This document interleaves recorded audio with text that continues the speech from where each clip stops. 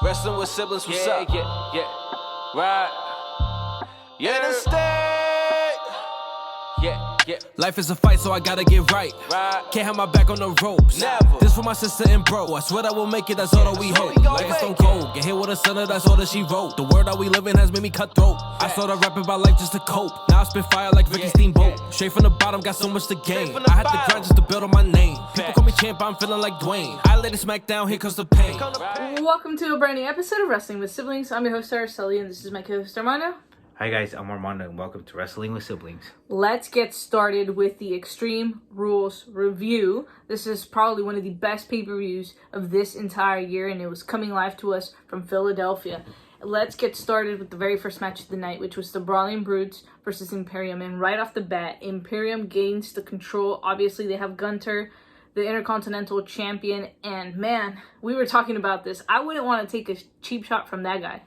Yeah, definitely his chops are very, very impressive. You could hear him all the way through the arena. We've been in arenas when he does the chops, and oh my god, those chops are crazy. But yeah, Imperium showing domination right from the get-go in the beginning. To me, these are the two, probably the two best tag teams right now that the tag team divisions have in SmackDown. They're brutal, they're hard-hitting, and right from the get-go, you know this match was going to be all over the place. I mean, we saw it throughout the match. They went everywhere throughout, pretty much in the ring, through the arena. We saw them go through a bar table, through tables. It was just chaotic.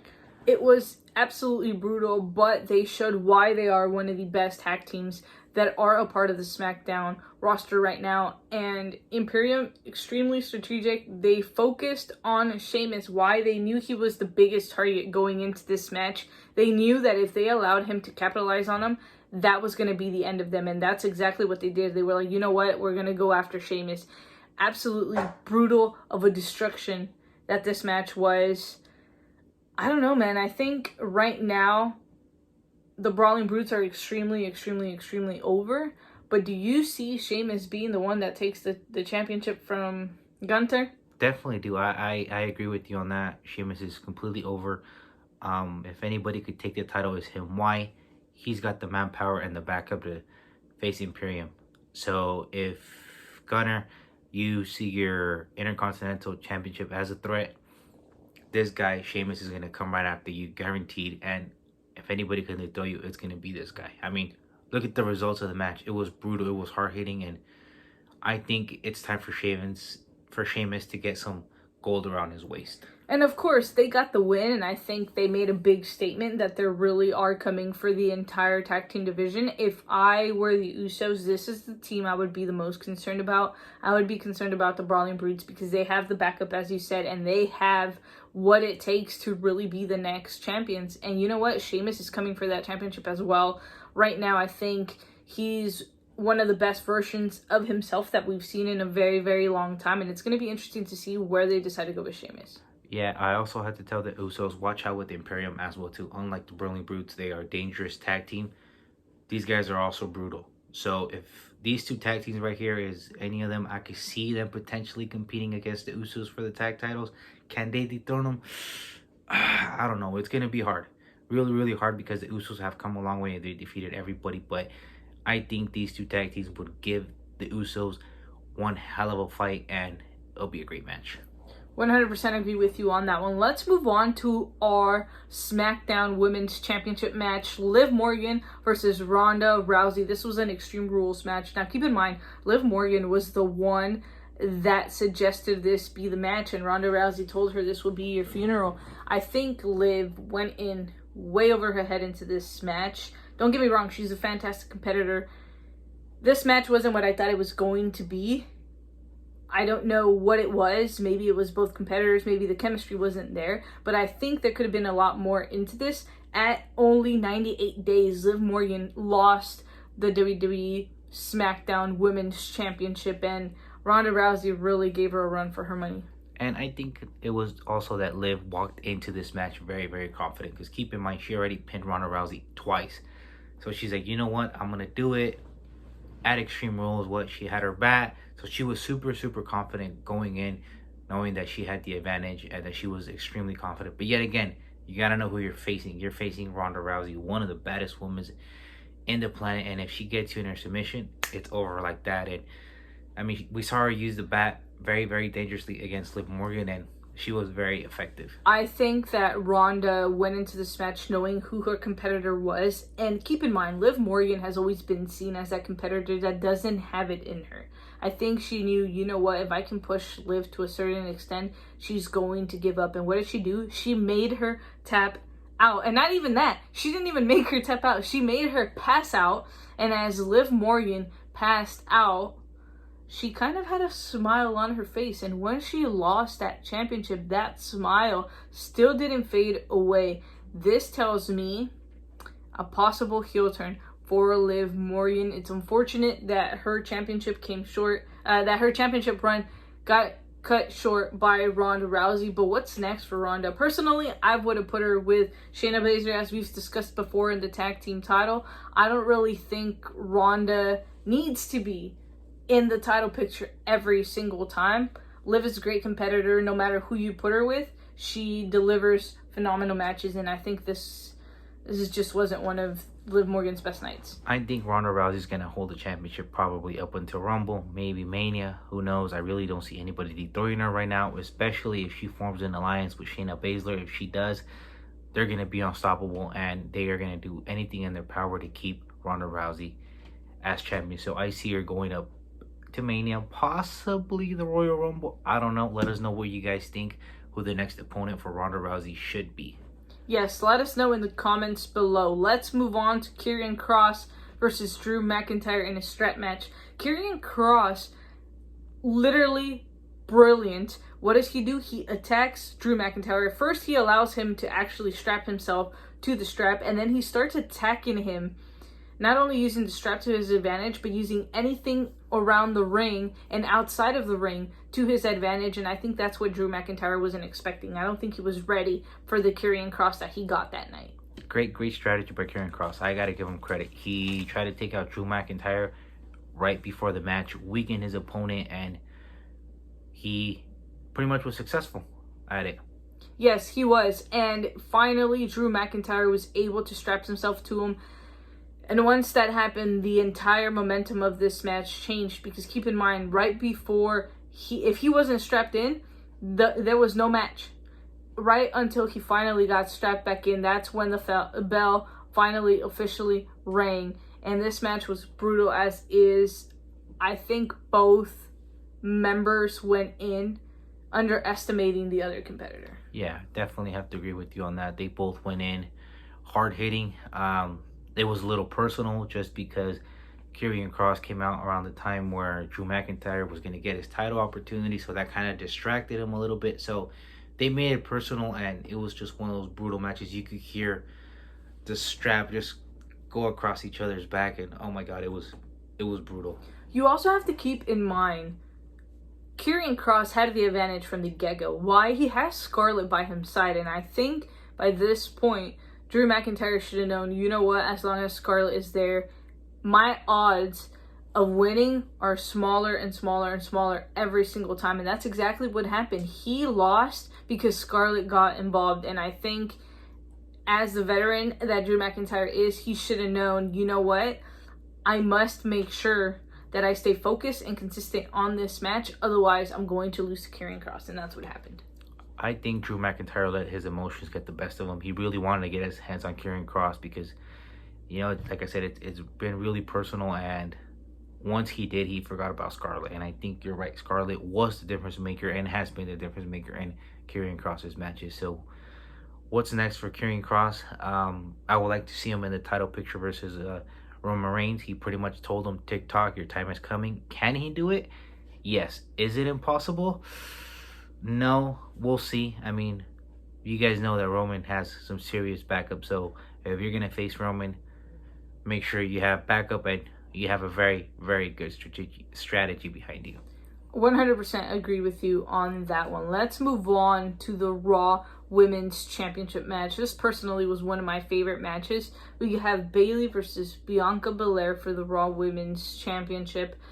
Right off the bat, Bayley doesn't lose any sort of momentum. She knows exactly who her target is, and she knows what she has to do in order to beat Bianca. And you see them both just going at it And the moment they get the opportunity, they both decide to climb the ladder. There was a point where Bianca grabbed the tallest ladder, and then Bayley finally makes it up the ladder, and she realizes, like, wait, this ladder's too short. Oh, no. And that's when Bianca Belair kind of took control of the match.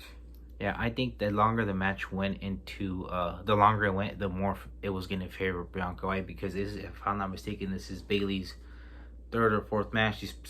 She's barely starting to get back into the rhythm again. And what a way to do it than with the brutal match, like a ladder match. You know, the ladder match take a toll on you, and you take a tremendous beating. She came back from an injury, so I still feel that she's kind of doubting herself a little bit because of that. But I thought Bayley was going to come in with everything and was going to get the win over Bianca. Unfortunately, she was short on that.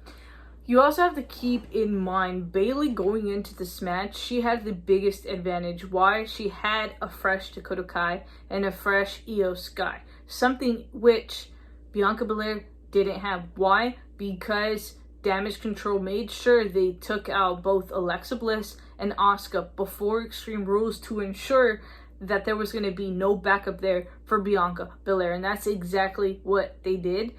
And because of that, Bayley had the advantage. But because Bianca Belair is the champion, she found a way to overcome that. And I think that KOD that she did to Bayley on the ladder was one of the best and one of the sickest KODs that I have seen. And props to Bayley for taking that massive and risky bump.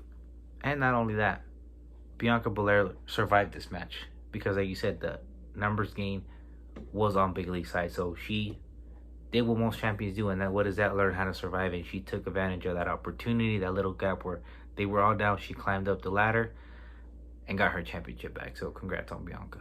Who takes the championship away from Bianca Belair? At this point, I feel like she's kind of faced almost everybody she possibly could. I can tell you one thing, I could possibly see Rhea Ripley taking the championship from Bianca Belair. Or do you think maybe an Asuka or an Alexa Bliss will be the one that turned on her to take the championship from her? I mean, when it comes down to gold, anything could happen. I could see either of them turning on Bianca Belair just because, you know, like I said, they want to get their hands on that gold, and they haven't been champions in a while. So we'll see where that plays out for Bianca Belair. Let's move on to Edge versus Finn Balor in an I Quit match.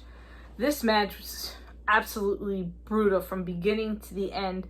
Right off the bat, we knew who was at the advantage. Judgment Day. Why? It's a numbers game. They have Rhea Ripley, they have Priest, they have Dominic Mysterio. All that Edge had was pretty much Rey Mysterio. No other backup as far as we knew that he was going to have going into this match. Yeah, definitely the Judgment Day making a huge statement and using all the people that they have, all the superstar power that they have. It's 4-on-1 situations, and they take advantage, and that's where they pin you down. And the moment you think you have them, Rhea comes up, and then Dominic or Priest. So they, right from the get-go, you knew that Edge was at a disadvantage. Yeah, he showed a lot of heart. He took Finn to the limit, but it just wasn't enough for Edge. I saw a different Finn Balor, and I definitely saw a different Edge. I obviously saw an Edge that looked desperate. He looked upset. He looked like he had no way out in what he was doing. Obviously, he wasn't going to let Finn Balor take him down, especially since he hand chose him to be a part of the Judgment Day, and that's when they decided to betray him. There was one point where Edge literally put him to the timekeeper's area, and I was like, you know what? After this, there's no way that Finn Balor is going to survive. Yet he found some way to survive. And towards the end, we see Rhea Ripley again be the difference maker in all of the Judgment Day matches. She goes and she handcuffs Edge to the rope, the top rope. At this point, it's all hands on deck. Everybody goes after Edge, and the unexpected happened. We saw Beth Phoenix come back, and she goes face-to-face with Rhea Ripley, one-on-one. Yeah, she pretty much evened out the odds and went after Rhea Ripley. But again, Judgment Day, being who they are and being smart and learning from Edge, what do? They take out Beth Phoenix. Rhea Ripley comes out with the brass knucks and hits her right behind the neck, and she completely knocked her out. So that was the end of that story for Beth Phoenix. Yes, and then what do? We get a despicable Finn Balor making Edge quit. What do? Rhea is standing on top of Beth Phoenix, basically, and she has a chair, and she's like, I'm gonna hit her. I'm gonna do it. I am going to do it. And what happens?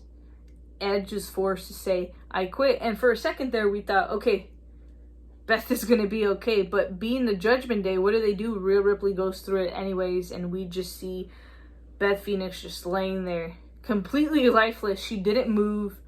Edge, I guess, got a taste of his medicine when he used to be the ultimate opportunities. Definitely agree with you. I think the difference maker in Judgment Day is Rhea Ripley. No doubt about it. If you figure out a way how to control or get rid of her during your match, I think it's ball game and you'll take down Judgment Day. So whoever of you wrestlers is listening, you take out Rhea, you have a huge advantage of beating the Judgment Day. You think Finn Balor is the leader of the Judgment Day? I don't think so. I think the true leader is Rhea Ripley. I think she's the one that's making all the moves and running everything. I agree with him. You take down Rhea Ripley, you take down the Judgment Day. You have a fair shot at taking down the Judgment Day. Definitely agree with you 100%. And of course, let's not forget that Rey Mysterio does come to the rescue. You cannot forget about that. Dominic Mysterio, of course, showing no mercy, completely takes out Rey Mysterio. Let's move on to our main event. One of the most personal matches in WWE history. Riddle versus Seth Rollins in a fight pit. This was a must-win match for Matt Riddle. Why? Because he had already lost to Seth Rollins, and he had to get a win on this one. There was no ifs, ands, or buts, and not only that, he had the advantage. Why? Because Matt Riddle had already been in a fight pit before, and Seth Rollins has never been in one. So right from the get-go, Riddle with the advantage. He got that cage fight feel.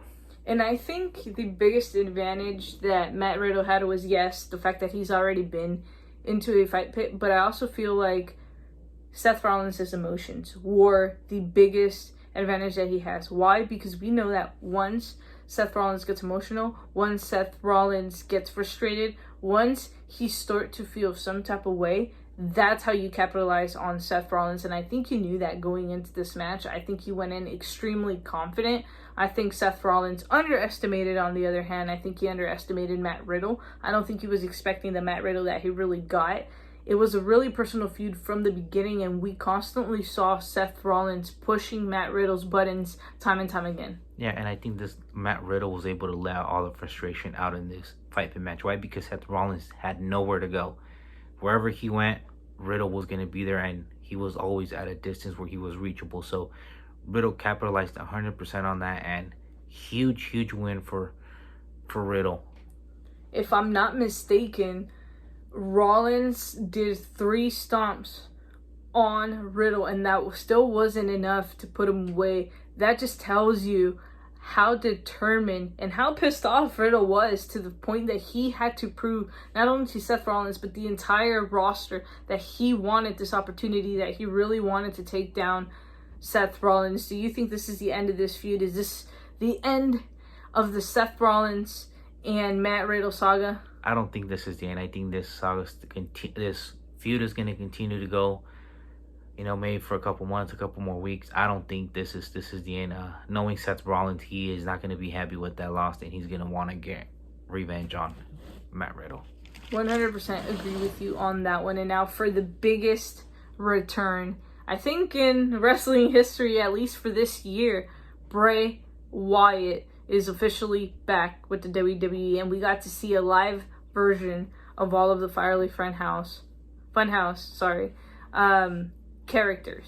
Now let's see, is he going to be on Raw? Is he going to be on Smackdown? Is he going to be on both shows? We have yet to find out, so let's see where he shows up, either Raw or Smackdown. Let us know what you guys think is going to happen with Bray and his return. Who's going to be his first opponent? Who knows?